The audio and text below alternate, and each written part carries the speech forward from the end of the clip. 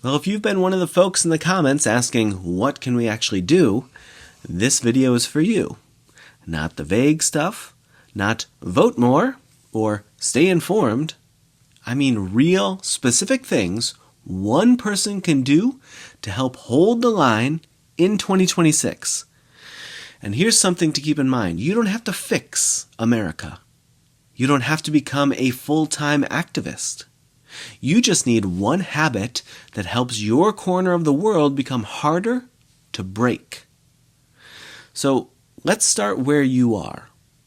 I'm going to give you some personas, and we're going to start with if you are a burned out parent. In this case, maybe the most radical thing you can do this year is host one simple dinner. One friend, one neighbor you don't know very well. No phones, just food and presents.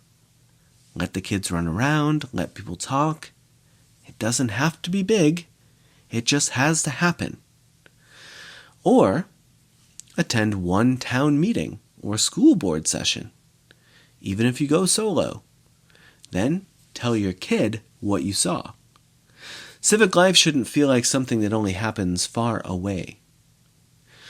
If you're a skeptical loner, you probably don't trust most of what you hear. And honestly, fair enough. So be the person who reads the receipts. Start with your town's website. Find a budget, a meeting agenda, or a contract. Pick one document. Read it. If something is unclear, file a public records request. Just one.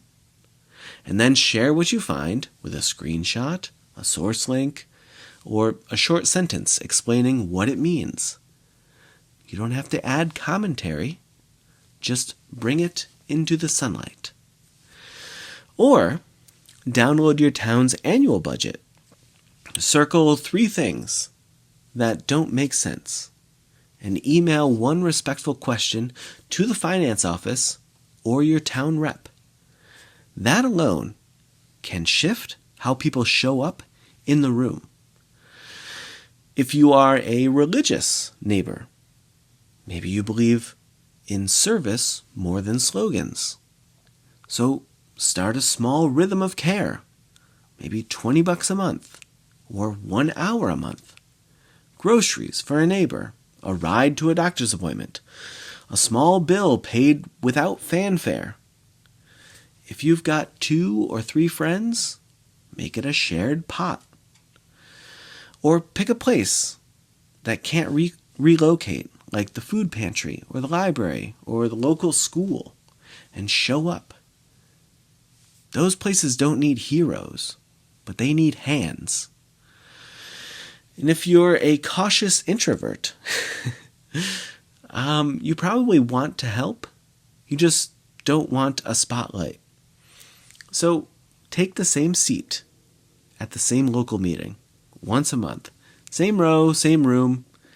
And that presence matters more than most people realize. Or write one calm message on a local or to a local official each month.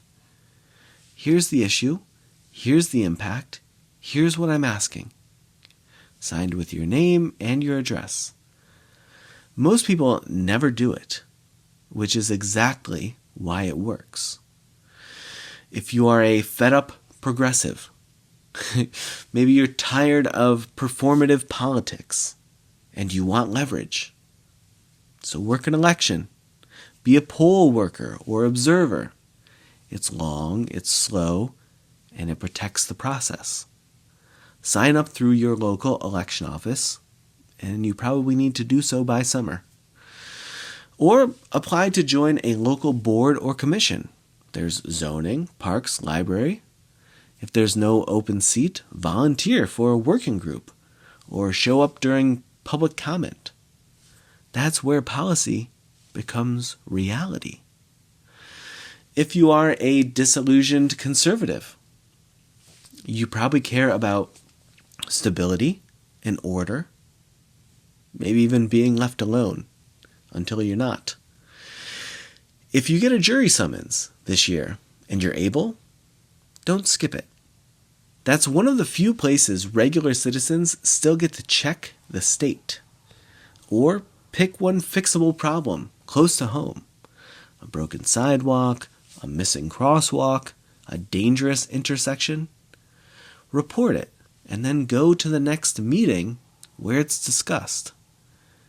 If you can, bring one neighbor with you, because that's how repair begins. Here's the thing. You don't need to do everything. You just need one real thing that you can repeat. That's how trust gets rebuilt. That's how democracy becomes more human again. It's not through speeches. It's through presence, through repair, through showing up. So, which one feels right for you this year? Please let me know in the comments. It'll motivate others. And maybe, just maybe, you will also hold yourself to it.